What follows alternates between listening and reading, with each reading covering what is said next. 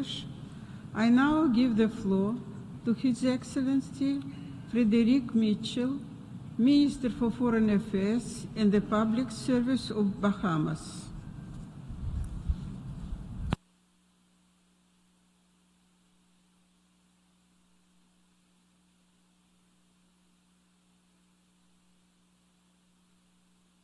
And as we look around today, there are wars and rumors of war.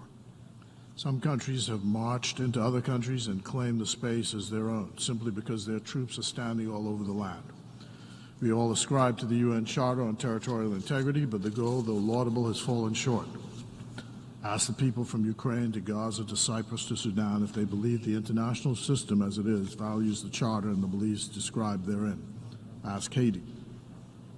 At one time, and to some extent today, people invaded or discovered other peoples and nations and claimed them in the name of the Lord. They then decimated the people that they met on the land and divided up the spoils. That was the founding principle that allowed the millions of African slaves to be transported across the seas as cargo and chattel to the small islands, displacing local populations. And that's how my fellow Bahamians and I got to be in the place called the Bahamas. We've made it thus far by faith. So Carl Sagan, the American astronomer, has a widespread video that shows the Earth in far relief from outer space. It is a blue dot, and he describes that we are, as far as we know, all alone on that blue dot in the loneliness of space.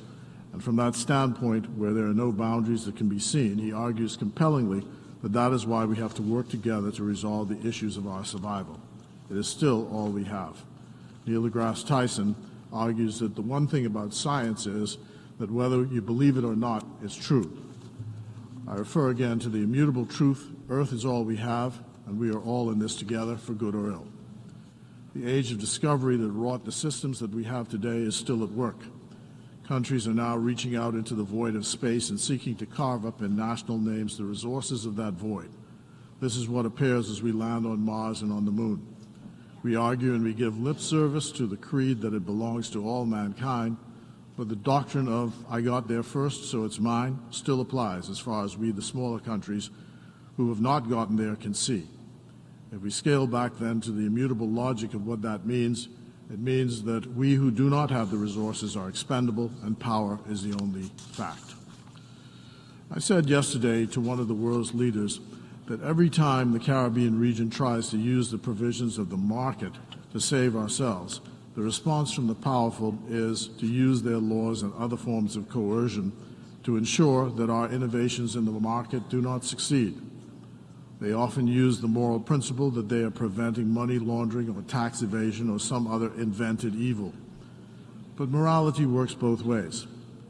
When actions result in penury, poverty, and displacement, and you're unable, after all the blandishments and niceties of forums such as these, to get any world leader on the phone, and you realize we're in trouble. Shakespeare wrote the words, "Help me, Cassius, ere I sink." The nations of the Pacific are facing the existential threat of climate change. Those who are responsible have not stepped up to the plate as they should have, with money and material. And the same can be said for the Caribbean. The commitments have been observed more in the breach than in fulfillment. 51 years ago, on the 18th of September 1973, the Commonwealth of the Bahamas raised its flag here at this body. Our then Prime Minister, Lyndon Pindling, committed our country to the Charter and its provisions. We accepted and believe today, under the present Prime Minister, Philip Davis, that we have no choice but to believe and subscribe and support the Charter and to commit ourselves today to global governance. We believe and recommit ourselves to the shared nature of the resources of the Earth. We superintend 100,000 square miles of water. We superintend 4,000 square miles of land. We're about 400,000 people. This is not even the size of a small village in India.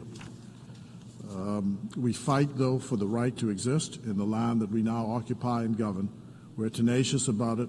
We pay tribute to the people who were there before us, and we fight to establish a viable economy that can survive on the moral principles that have founded that many nations talk and talk but don't walk the walk.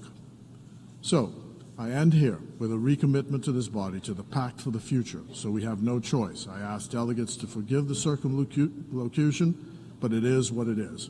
We are confident that humans have a soul, a right to exist, a God-given right to all the resources of the earth, sea, and sky, all humanity, not some.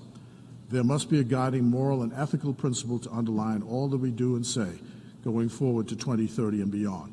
That is why we say today, now more than ever, we need the United Nations. Thank you.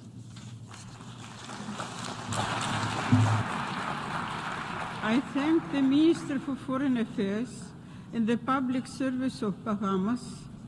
I now give the